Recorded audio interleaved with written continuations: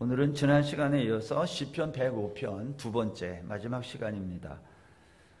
천대에 걸쳐 명령하신 말씀 같은 제목으로 은혜를 나누겠습니다. 이 105편과 106편은요 하나님의 구속의 역사를 기록한 거라 내용이 많아요. 그래서 우리가 잘 알고 있는 말씀이기도 합니다. 특별히 105편은 창조 이후에 타락한 인간을 구속하시기 위한 하나님의 구속 역사를 기록한 시입니다. 우리가 지난 시간에 하나님의 아브라함과 맺은 언약, 그것은 아브라함과만 맺은 것이 아니라 이삭, 야곱과 맺은 언약으로 천대에 걸쳐 명령하신 영원한 언약이다 그랬어요. 이 말은 아브라함과 맺은 언약은 우리와도 맺은 언약이라는 것입니다. 그렇기 때문에 시내산에서 모세와 맺은 하나님의 시내산 언약이 있어요. 율법. 그것 역시 아브라함의 언약 속에 다 포함되어 있다라고 했습니다. 그래서 율법 속에는 뭐가 들어있는 거예요? 아브라함 언약의 내용이 들어가 있는데 아브라함 언약의 내용이 뭐죠? 예수 그리스도를 내가 주겠다는 거예요. 자손을 주겠다. 그래서 율법 속에는 메시아의 언약이 같이 포함되어 있는 것입니다. 그렇다면 하나님은 천대에 걸친 명령하신 이 아브라함 언약, 메시아 언약을 역사 속에서 어떻게 성취하여 가실까 하는 겁니다. 아브라함과 일방적으로 맺은 이 언약, 아브라함, 이삭, 야곱, 그리고 요셉에게까지 이 약속이 이어지게 되는 겁니다. 근데 이 하나님이 맺었던 이 언약은요, 당사자들의 특징이 하나 있는데 아브라함을 포함해서 이삭, 야곱, 요셉, 이 사람들의 특징이 뭐냐? 나그네라는 거예요. 나그네는 소수이며 힘이 없는 자를 뜻한다고 했습니다.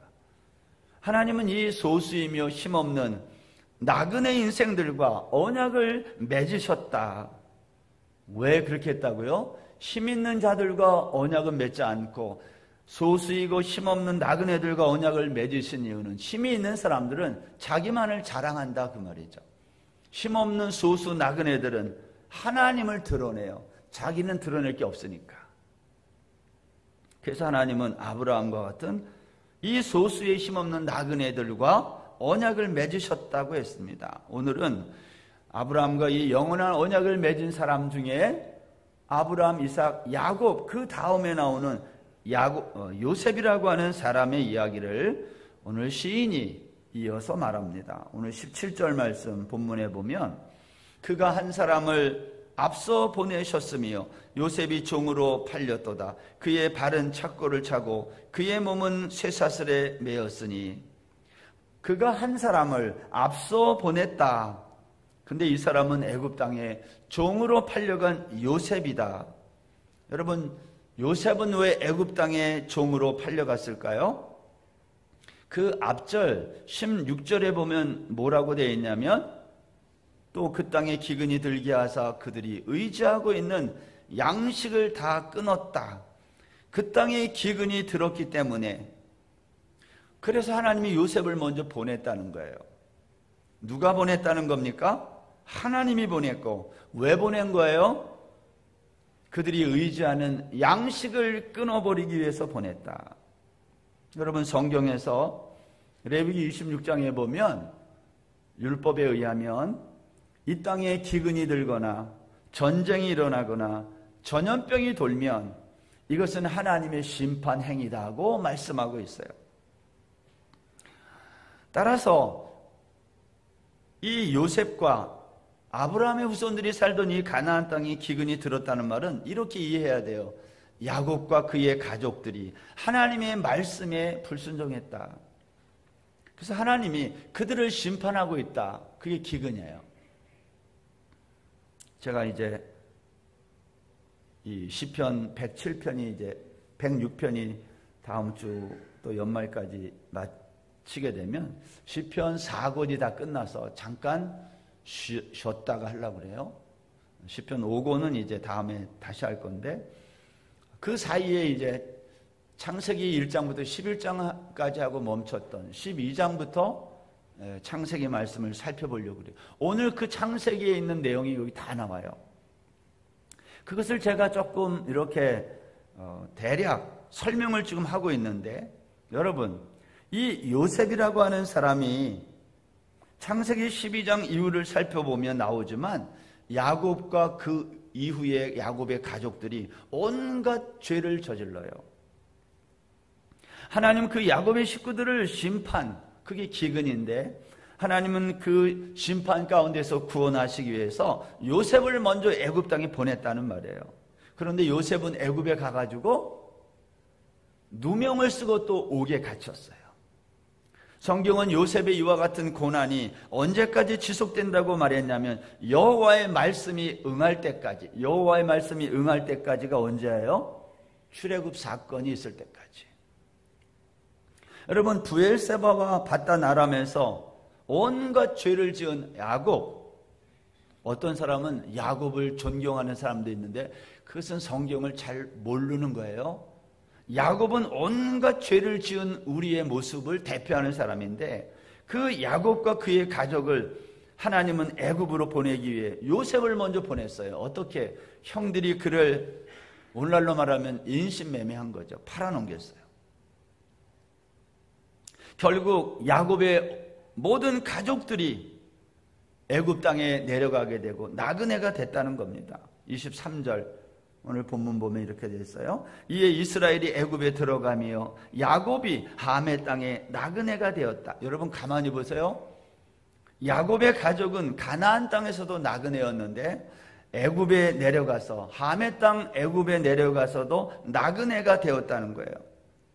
하나님이 일방적으로 언약을 맺은 이 사람들은요, 나그네로 살다가 이 족속에서 저 족속에게로, 이 나라에서 저 다른 민족으로 떠돌아다니게 됐다. 아브라함의 여정을 가만히 보면 그는 갈대아 우르에서 떠나가지고 하란에 있다가 하란에서 가나안으로, 가나안에서 이집트로, 그리고 다시 이집트에서 가나안으로 오지 않습니까? 가만히 보세요.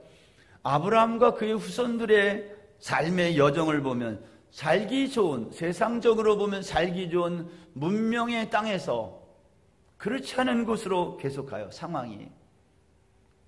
살기 좋은 갈대아 우르를 떠나서, 당시 갈대아 우르는 세계에서 가장 문명이 발달한 곳이었거든요.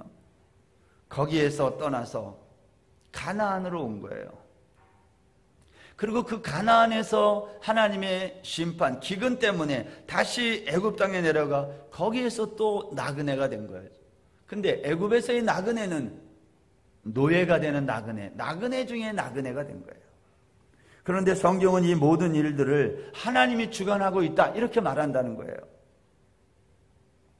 그런데 여러분, 우리가 아는 것처럼 애굽의 종으로 팔려간 요셉이 그 나라의 총리가 되는 거예요. 소수였고 힘없는 나그네가 번성하고 힘있는 자가 된 거예요. 그것을 하나님이 하셨다고 성경이 말한다는 거죠. 24절 오늘 본문 보세요.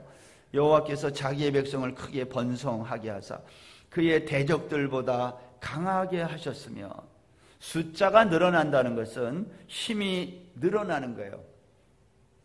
고대 사회에서 인구수와 영토의 넓이는 곧 힘과 비례했거든요. 여러분, 숫자가 늘어나고 그래서 힘이 생기는 것은 좋은 것입니다. 그렇죠? 그런데 여러분 가만히 보세요. 우리는 힘을 원해요. 그래서 힘 있는 자가 돼요. 그러면 반드시 어떤 일이 일어나요? 힘이 세지면 반드시 그 힘을 꺾어보려는 대적자가 나타난다는 거예요. 나그네들이 번성하고 힘을 갖게 되자 대적자들이 생겨 미움을 받게 됐다는 거예요. 그것이 애굽 땅의 이야기예요. 나그네가 번성한 것은 세상이 말하는 힘을 소유하는 것이 아니라 다른 의미의 번성이어야 했어요. 사실은 하나님은 우리에게 생육하고 번성하라고 할 때 그 생육과 번성이라고 하는 의미는 이 세상에서 힘을 가지라는 뜻이 아니었거든요. 다른 의미의 번성이어야 했는데 야곱의 후손들은 애굽 땅에서 세상 사람들이 자랑하는 그 힘을 갖게 된 거예요. 그게 뭐죠? 인구수. 그런데 그 힘이 인구가 늘어나자 힘이 세지자 더 이상 애굽에 살 수 없었던 거예요. 왜? 바로가 힘이 세지는 이 이스라엘 백성들을 그냥 놔두지 않는 거예요. 그래서 그들을 쫓아낸 겁니다. 결국 하나님은 고통받는 이스라엘 백성들의 애굽 땅에서의 부르짖음을 들으시고 그들을 구원하기 위해서 모세와 아론을 보내어 구원하신 거예요. 어떻게? 우리가 아는 것처럼 10가지 재앙을 바로에게 애굽 땅에 내리시는 거예요. 여러분 생각해 보셨나요? 왜 하나님은 바로와 그의 애굽 땅에다가 10가지 재앙을 보내셨을까 하는 거예요. 전능하신 하나님이 한두 재앙으로 왜 못 끝내요? 전능하시다며? 왜 10가지 재앙이 필요했을까요? 오늘날로 말하면 핵무기 같은 강력한 재앙을 내리시면 되는데 왜 하나님은 10가지 재앙을 내리셔야 했을까 하는 거예요. 그 이유가 오늘 본문 27절에 있어요. 그들의 백성 중에서 여호와의 표적을 보이고 함의 땅에서 징조를 행하였도다. 10재앙 가운데 9번의 재앙은 모두 마지막 10번째 재앙을 위한 재앙이었어요. 바로의 마음은 9가지 재앙을 받으면서도 마음이 완악해지고 돌이키지 않았지만 10번째 장자의 죽음 재앙 앞에 항복을 한 거예요. 장자의 죽음이 뭐예요? 어린 양의 피를 문설주와 임방에 발라서 죽음의 천사가 그 집을 넘어가게 하는 재앙이었어요. 왜 이런 재앙을 하나님은 10번째 재앙으로 내리셨을까요? 그리고 그것을 가리켜 표적이라고 했어요. 이유가 뭐예요? 애굽 땅에서 어린 양을 잡아서 그 피를 문설주와 임방에 발랐던 그 어린 양의 피는 그때로부터 1500년이 지난 다음 골고다 언덕에 세상죄를 지고 피 흘려 죽으실 유월절 어린 양 예수 그리스도의 십자가를 예표하고 있기 때문이에요. 그러니까 그것을 표적이라고 말한 거죠. 메시아의 사인이다 그 말이에요. 37절 오늘 본문에 보면 그렇게 해서 애굽 땅에서 이스라엘 백성들이 나그네 중에 나그네 종살이 하던 그들이 이제 출애굽하게 된 거예요. 그런데 그들이 나올 때에 무엇을 가지고 나왔어요? 37절 마침내 그들을 인도하여 은금을 가지고 나오게 하시니 그의 지파 중에 비틀거리는 자가 하나도 없었도다. 가나안에서 애굽 땅에 갈 때는 비틀거렸어요. 힘이 없으니까. 근데 거기서 나올 때는 인구도 많지. 거기다가 돈까지 가지고 나왔어요. 은금을 가지고 나왔어요. 근데 여러분, 이스라엘 백성들이 애굽에서 광야로 이제 가나안으로 가기 위해 나올 때에 그들이 은금을 가지고 나왔다 그랬는데 나그네에게 은금이란 뭐냐는 거예요. 광야 40년 동안 이스라엘 백성들은 애굽에서 가지고 나온 이 은금을 어디다 써먹었을까요? 은금은 오늘날로 말하면 돈인데 광야에서 돈은 무슨 의미가 있을까요? 오늘날은 광야를 가도 거기에 이제 장사꾼들이 있어서 돈을 가져가야 광야도 여행할 수 있으니까 오늘날은 그렇지 않지만 지금부터 3,500년 전에 그 광야는요 은금이 써먹을 데가 없는 거예요. 40년 동안 이스라엘 백성들은 이 은금을 어디다 썼을까요? 광야 생활이 이렇게 길 줄 알았으면 이스라엘 백성들은 이 은금을 안 가지고 나왔을 거예요. 왜? 은금은 쇠붙인데 무거워요. 여행을 하는데 무거운 걸 왜 가지고 다녀요? 다 버리고 나왔을지 몰라요. 근데 이렇게 광야 생활이 길 줄을 모른 거예요. 여러분, 우리 삶에 쓰나미가 몰려올 때가 있습니다. 재난이 일어나고 지진과 전쟁이 일어나요. 그러면 우리가 가진 이 은금, 돈이 얼마나 쓰레기 같은 존재가 되는지 알 수 없어요. 우리가 지금 이스라엘 가자 지구에서 벌어지는 전쟁을 보면 돈이라는 게 도대체 뭐예요? 전쟁이 일어난 그 폐허가 된데 다 쓰레기 더미로 바뀌고 말아요. 우리가 그렇게 자랑하는 이 건물들, 수많은 집들이 전쟁이 일어나면 다 쓰레기 더미가 된다니까요. 전쟁은, 재난은 우리가 가지고 있는 이 은금이, 우리가 가치 있다고 생각하는 이 수많은 건물들이나 가치 있다고 생각하는 것들이 거대한 쓰레기 더미로 바뀌는 거예요. 근데 우리는 오늘날 거대한 쓰레기 더미로 바뀔 이 건물이나 내가 생각할 때 가치가 있다고 생각하는 이러한 것들을 쓸고 닦고 광내고 살잖아요. 하늘에서 눈이 내리면 멋있게 보이고 낭만적일 수 있지만 그 눈을 치우는 사람 입장에서는 짜증나는 쓰레기 아닙니까? 똑같은 거예요. 돈이라는 게 그런 거다. 거대한 쓰레기 더미를 오늘 우리는 가장 가치 있다고 생각하고 그것을 애지중지하잖아요. 그걸 어리석다 그래요. 먼 길을 갈 때는 짐을, 몸을 가볍게 해야 되는데 이스라엘 백성들이 이 은금을 짊어지고 가느라 많은 수고를 했을 것입니다. 결국 그 은금은 어디다 썼어요?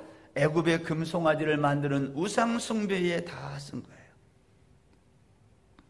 이렇게 430년 전에 아브라함과 맺은 일방적인 은혜 언약, 불평등 언약을 맺으신 하나님은 그 언약을 지키기 위해서 이스라엘 백성들은 안 지켰어요.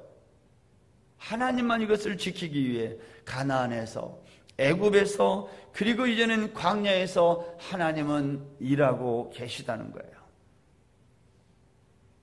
하나님이 가나안에서, 애굽에서, 광야에서, 또 이제 앞으로 가나안 땅에서 다시 행하실 그 일이란 뭐예요? 저와 여러분을 죄와 사망에서 구속하시는 일. 하나님은 그 일을 행하셨다는 거예요. 어떻게? 39절 이하에 보면 광야로 나온 이스라엘 백성들에게 하나님은 그 구속의 역사를 어떻게 일하셨다고 말하고 있습니까? 낮에는 구름으로 지붕을 삼아주시고 밤에는 불로 밝혀주셨다. 먹을 양식이 필요할 때는 메추라기와 하늘의 양식으로 배불리 먹였다는 거예요. 마실 물이 필요할 때는 반석을 갈라 마른 땅에 강같이 흐르게 했다는 거예요. 광야는 집을 짓고 살 수 있는 곳이 아닌데 하나님은 이스라엘 백성들을 광야에서 먹고 살 수 있도록 주거 환경을 만들어 주시고 먹을 것을 주셨다고 성경이 말하는 거예요. 어떻게 그게 가능할까요? 시편 90편에 보면 1절에서 모세는 이렇게 말했어요. 주여, 주는 대대에 우리의 거처가 되셨나이다. 대대에 우리의 거처가 되었다는 말은 우리의 집이 됐다는 뜻이에요. 누가? 하나님이. 모세를 생각해 보면 모세는 애굽의 바로궁에서 40년을 제외하면 그의 나머지 인생 대부분은 그는 집 없이 살았어요. 천막에서 지냈어요. 그런 점에서 모세에게 집은 특별한 의미가 있었을 거예요. 그런데 그 모세가 홍해를 건넌 다음에 이런 노래를 불렀다고 했습니다. 출애굽기 15장 13절. 주의 인자하심으로 주께서 구속하신 백성을 인도하시되 주의 힘으로 그들을 주의 거룩한 처소에 들어가게 하시나이다. 모세는 하나님이 이스라엘 백성들을 출애굽시킨 이유가 뭐냐? 주의 거룩한 집에 들여보내기 위함이라고 했어요. 평생을 광야에서 집 없이 천막을 치고 살던 모세는 하나님이 자신들을 출애굽시킨 이유가 주의 거룩한 집에 살게 하기 위함이라고 노래했어요. 실제로 이스라엘 백성들이 광야에 나왔을 때 그러한 집이 있었나요? 없었어요. 그런데 왜 모세는 하나님이 나를 위해, 우리를 위해 거룩한 집을 들어가게 하기 위해서 출애굽시켰다고 말했을까 하는 겁니다. 그 이유는 광야에 나온 이스라엘 백성들이 거할 하나님의 처소란 다름 아닌 이스라엘 백성들 자신들이었다는 거예요. 17절 말씀에, 출애굽기 15장 그 밑에 17절에 보면, 주께서 백성을 인도하사 그들을 주의 기업의 산에 심으시리이다. 여호와여, 이는 주의 처소를 삼으려고 예비하신 것이라. 주여, 이것이 주의 손으로 세우신 성소로소이다. 하나님은 애굽에서 종살이하던 나그네들, 바로의 압제 아래에서 고통받던 이스라엘 백성들을 출애굽시켜 광야로 인도하시고 그들을 주의 성소로 삼으셨다는 거예요. 그래서 이스라엘 백성이 하나님의 처소예요. 저와 여러분이 성전인 이유가 여기에 있어요. 바울 사도는 고린도전서 3장 16절에서 너희는 너희 하나님의 성전인 것과 너희가 하나님의 성전인 것과 하나님의 성령이 너희 안에 계시는 것을 알지 못하느냐 그랬잖아요. 저와 여러분은 뭐예요? 하나님의 집이에요. 여러분, 하나님은 이스라엘 백성들을 광야로 인도하여 그들로 하여금 하나님의 거룩한 처소가 되게 하셨을 뿐만 아니라 그들에게 날마다 필요한 음식과 물을 공급하신 거예요. 40절에 보면 하늘의 양식, 41절 오늘 본문에 보면 물을 강같이 흐르게 한 반석, 이 전부가 누구를 상징하고 예표합니까? 예수 그리스도를 예표하는 거예요. 40년 광야생활 내내 내렸던, 아침에 비같이 내렸던 만나, 하늘에서 생명의 떡으로 내려오신 예수 그리스도의 예표였다고 예수님 자신이 그렇게 말씀했어요. 요한복음 6장 33절 보세요. 하나님의 떡은 하늘에서 내려 세상에 생명을 주는 것이니라. 35절, 나는 생명의 떡이니 내게 오는 자는 결코 줄이지 아니할 터이요 나를 믿는 자는 영원히 목마르지 아니하리라. 예수님은 너희들이 광야에서 먹던 그 떡 말고 내가 진짜 떡이라는 거예요. 하늘에서 내려온 생명의 떡. 그런데 너희들은 그 생명의 떡인 나를 거부하고 너희 조상들이 광야에서 40년을 먹고 죽은 그 떡을 찾느냐? 이 바보 어리석은 자들아, 그렇게 말하는 거예요. 오늘날도 여러분, 교회 나오고 신앙생활을 하는 사람들 중에 육신을 위한 떡을 위해 나오는 사람들이 있다면 그것처럼 어리석은 게 없어요. 교회는 육신의 떡 때문에 나오는 곳이 아니에요. 생명의 떡을 위해 나오는 거예요. 여러분, 육신을 위한 떡, 만나는요, 먹고 먹어도 죽어요. 많이 먹으면 빨리 죽어요.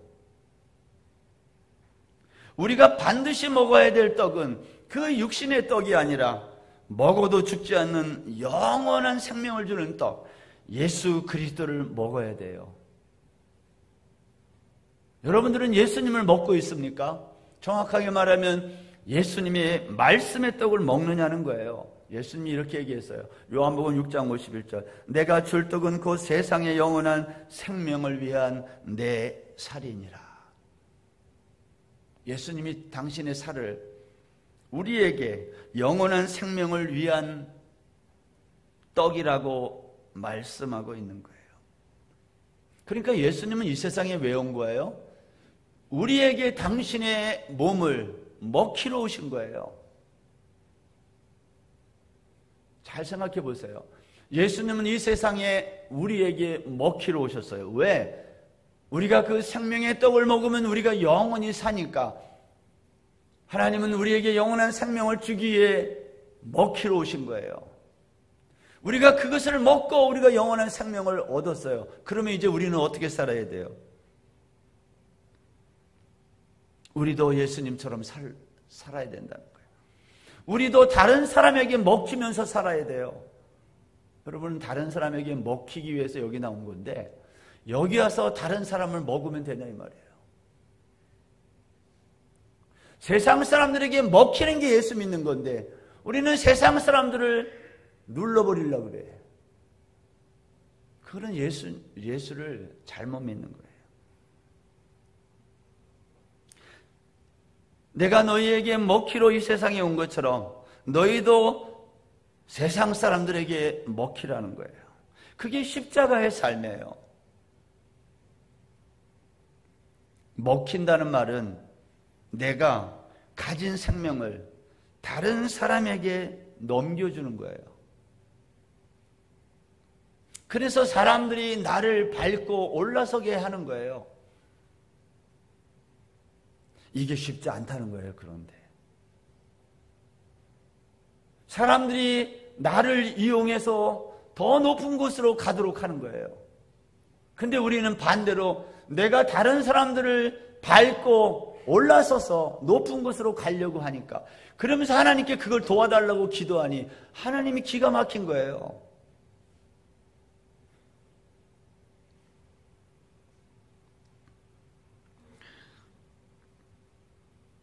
광야라고 하는 것은 모든 것이 모자라는 곳인데, 그 부족함의 광야에서 내가 가진 떡과 물을 남에게 준다는 것은 결국 내 생명을 내놓는 거예요. 이건 쉬운 일이 아니에요. 여러분 스스로에게 물어봐요. 우리는 얼마 안 되는 돈을 하나님께 드리는 헌금조차 망설이며 낼 때가 얼마나 많아요. 그것도 아끼려고 내가 헌금을 어느 정도 해야 내가 이 교회에서 신앙생활 하는데 문제가 없을까, 그런 것까지 계산하면서 헌금을 하는데, 신앙생활은 그런 점에서 믿음이 없이 하기는 불가능한 거예요. 여러분, 하나님이 욥에게, 그가 얼마나 동방의 부자였어요. 근데 하루아침에 재앙을 보내서, 쉬운 말로 하나님이 훅 하고 한번 부니까 하루아침에 다 폭삭망한 거예요. 우리가 가지고 있는 이 세상의 물질이라는 게 그런 거다라는 거예요. 근데 그것을 눈만 뜨면 갈고 닦고 광내는 게 얼마나 어리석냐 이 말이에요. 광야에서 누군가에게 나의 생명을 내놓는 것은요, 이건 쉬운 일이 아니에요. 우리는 그것을 십자가의 삶이라 그래요. 하나님이 애굽 땅과 광야에서 행한 이 모든 것,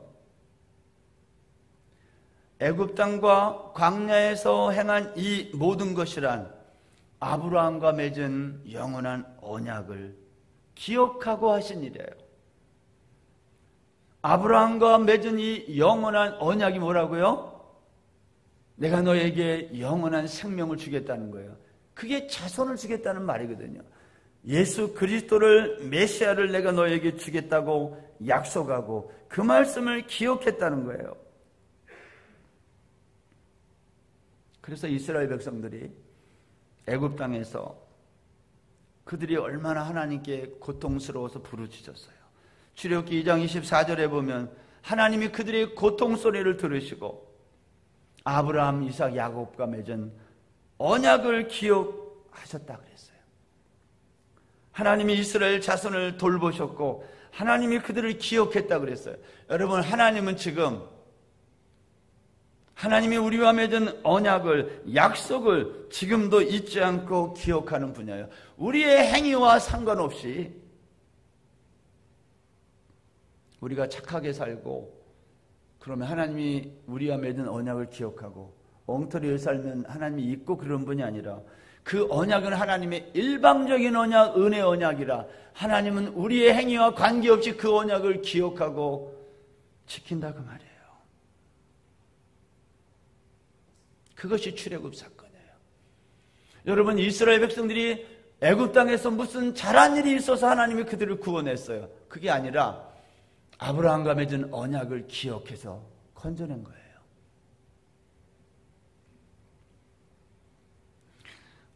마태복음 7장에 가면 예수님이 기도에 대해서 이렇게 말했어요. 구하라 주실 것이요, 찾으라 찾을 것이요, 문을 두드리라 열릴 것이니. 여러분, 이 말씀, 이것은 기도가 뭔지를 우리에게 보여주는 아주 중요한 구절인데, 기도가 뭐냐? 내가 너희에게 주겠다고 약속한 것을 구하면 내가 반드시 준다는 거예요. 문제가 어디 있냐면 우리는 하나님이 우리에게 주겠다고 약속하지도 않은 것만을 구하는 거예요. 그게 뭐예요? 육신을 위한 거. 하나님 우리에게 그것을 구한 적이 없어요. 약속한 적이 없어요. 약속하지 않은 것을 달래면 어떻게 해요? 그거는 안 줘도 그만이에요. 그런데 약속한 것은 반드시 주는 거예요. 누가복음 11장 13절에 가면 구하는 자에게 성령을 주시지 않겠느냐, 이 말은 내가 너희에게 성령을 주겠다고 약속했다는 거예요. 어떤 성령? 진리의 성령. 진리의 성령을 구하라는 거예요. 우리가 하나님께 나와서 기도해야 될 제목이 뭐냐? 하나님 나에게 진리의 영을 주셔서 내가 이 말씀을 잘 깨닫게 해주십시오. 그거예요. 근데 우리는 이 말씀을 깨닫게 해달라는 기도를 안 하고 뭘 많이 기도해요? 약속도 안 한 것만 구해요. 전 세계적으로.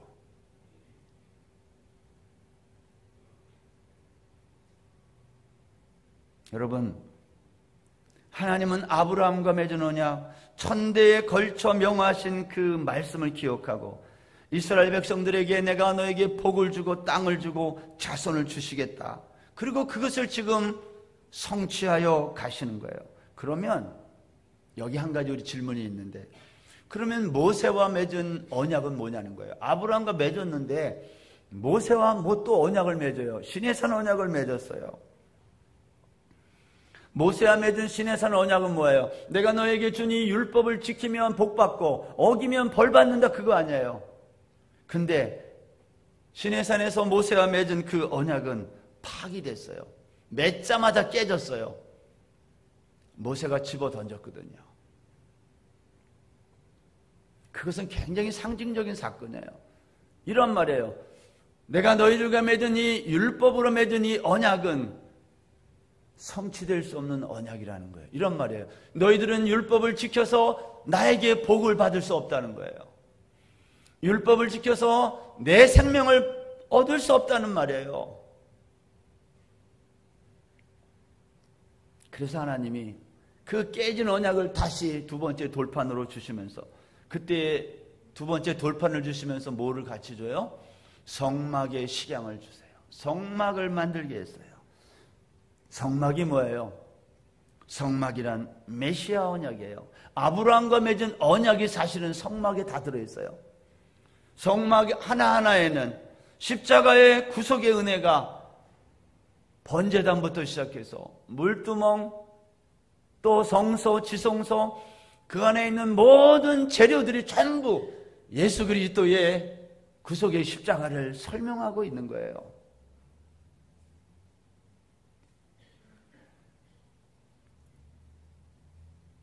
너희들이 내가 준 이 율법을 지켜서는 구원에 이룰 수 없다는 것을 하나님은 처음부터 그 돌판을 던져 깨트려 버려서 말씀해 주셨어요.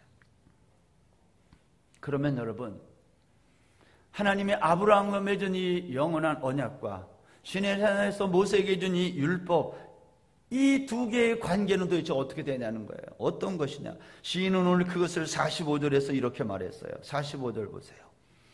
이는 그들이 그의 율례를 지키고 그의 율법을 따르게 하려 하심이로다. 할렐루야. 이는이라는 말은 1절부터 44절까지 설명한 이 모든 하나님의 구속의 역사는, 내가 왜 너희들을 갈대아 우르에서, 가나안에서, 애굽에서, 광야에서 너희들을 위해 행한 이 모든 일들을 이유가 있다는 거예요. 그것은 너희들이 나의 율례를 지키게 하기 위함이라는 거예요. 여러분, 율법을 지킨다는 말은 무슨 말이에요? 아브라함과 맺은 그 언약은 율법이 그 속에 다 포함되어 있다는 거예요. 이것은 하나님이 아브라함과 맺은 언약이 율법의 약점과 한계를 막아준다는 뜻이에요. 율법의 약점과 한계가 뭐예요? 그것을 지켜서는 구원에 이를 수 없다는 거예요. 야고보 사도가 이것을 이렇게 잘 설명했어요. 야고보서 2장 10절에 가면 여러분 보세요. 너희가 만일 성경에 기록된 대로 내 이웃 사랑하기를 내 몸과 같이 하라 하신 최고의 법을 지키면 잘하는 것이거니와. 성경에 기록된 대로 내 이웃 사랑하기를 내 몸과 같이 하라. 최고의 법. 이게 무슨 법이에요? 사랑의 법이잖아요. 이걸 지키면 잘하는 것이지만 11절 만일 너희가 사람을 차별하여 대하면 죄를 짓는 것이니 율법이 너희를 범법자로 정죄하리라. 사랑하라고 그랬는데 미워하면 율법이 너를 정죄하여 너를 죽인다, 그 뜻이에요. 여기에 안 죽을 사람이 어디 있어요? 다 미워하는데 한 번이라도. 12절 누구든지 온 율법을 지키다가 그 하나를 범하면 모두 범한 자가 되나니 간음하지 말라 하시니가 또한 살인하지 말라 하셨은즉 내가 비록 간음하지 아니하여도 살인하면 율법을 범한 자가 되느니라. 무슨 말이에요? 율법을 다 지켰어요. 근데 하나를 딱 못 지켰어요. 그러면 그게 다 범한 자가 되어서 죽는다, 그 말이에요. 오늘날 우리 주변에서 우리가 듣는 신문이나 뉴스를 보면 사람들이 억울하다 그래요. 그럼 뭘 억울하다는 거예요? 그렇게 죄를 짓고도 억울하대요. 이런 뜻이에요. 내가 다른 것은 다 지켰는데 이것만 어겼다는 거예요. 근데 이것 때문에 나를 처벌하냐? 억울하다는 거예요. 여러분은 어떻게 생각해요? 우리도 마찬가지예요. 우리가 다 잘 지키는데 어느 거 하나는 못 지켜요. 율법은 그것을 정죄하여 죽인다니까요. 요즘에 어떤 사람은 대놓고 죄를 짓고도 나만 그러냐 그러고 또 대들어요. 기가 막힌 일이에요. 무슨 말이냐면 법을 지켜서 의롭게 될 수 있는 사람은 한 명도 없다는 뜻이에요. 하나님은 그 율법의 한계를 미리 하시고 그때로부터 430년 전에 아브라함과 미리 일방적인 은혜 언약을 맺으신 거예요. 너희들이 다 못 지킬 것을 알아서 내가 대신 맹세하고 내가 죽겠다는 거예요. 너희들 대신. 그게 십자가예요.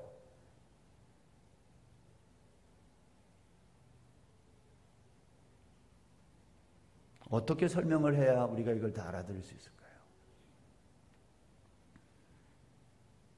예수 그리스도의 십자가와 하나님의 영원한 언약이 없이는 죄와 사망의 법, 율법 아래서 하나님의 구속을 입을 자가 없습니다.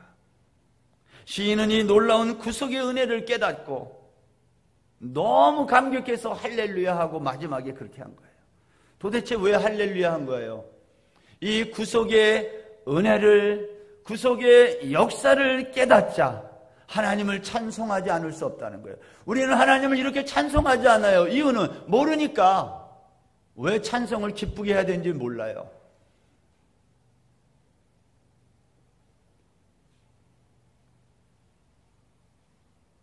하나님의 언약은 천대에 걸쳐 명령하신 말씀이에요.